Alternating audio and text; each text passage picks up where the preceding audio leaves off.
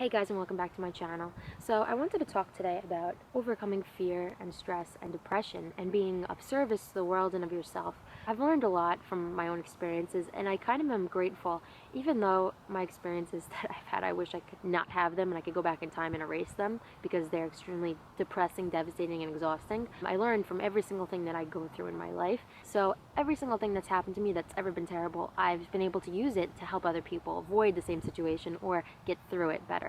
When I'm dealing with something emotionally exhausting or emotionally depressing, like family or friends suffering from illnesses, being in a hospital, being depressed, or family friends suffering from massive addiction that I don't know if they're going to be there when I get home. These are things that emotionally paralyze me. And I don't run from emotional stress. I don't try to escape it. I usually just become stuck in it for a little while.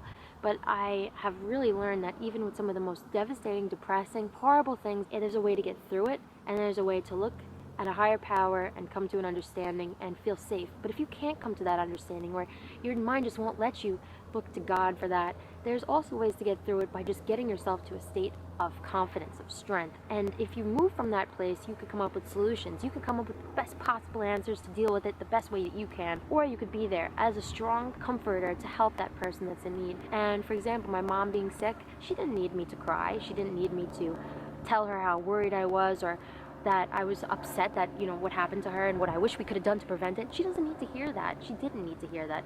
What she needed is me to say it's going to be okay and we're going to get through this, and to research, to ask questions, to be the strength that she needed that she didn't when she didn't have it. We need to be a figure of strength for those around us and a figure of confidence. People that come up with solutions, people that band together and help and be the strength when people need us when they don't have it within themselves. Then we can help them rise up, get their strength back, and then they could be that for us and other people. And if we all can move from a place of confidence and strength during crisis, we could come up with some of the most amazing solutions. And sometimes we forget that and we get stuck and we spend a week, 2 weeks depressed, stressed, not able to move, not doing anything but focusing on the problem, and we can't come up with solutions. And there are solutions sitting all around us, but we just can't see it. There's a Google of solutions right there, and we can't even search it. We can't even type the word. I was looking up solutions to my mom's problem, and I wasn't even reading it properly. I was totally missing it. But because I was able to reboost my soul, my spirit, get to a place of strength, move past it, I was able to help her solve some problems, be able to help her prevent this from happening again, and move from a place of confidence and get her strong again, which I think I helped. I hope I did, at least. I'm of no service to this world if I'm in a place of stress, anxiety, panic, or just making it worse in some way. I always need to get myself back to a healthy place of strength so that I can use my researchy brain and find solutions. It's a scientific fact that when you are stressed or under a lot of fear, that your brain is in fight or flight and it can't use its logical portion. It helps you come up with a logical solution. You just come from a place of fear and panic and worry, and you're not even open to hearing a solution. Sometimes we get just so stuck and we're afraid that something else is going to happen, so we might as well stay there. We fall into a black hole and we get stuck in that hole. We see the little light at the top, but we have no idea how we're going to reach it, and we feel like we shouldn't get out of there. What if we're just going to get pushed back in? What if it's so slippery along the sides that we won't be able to climb up? We're just going to fall and get worse. All we see is that hole, and all we see is the teeny tiny little light at the top. That just gives us a little bit of hope.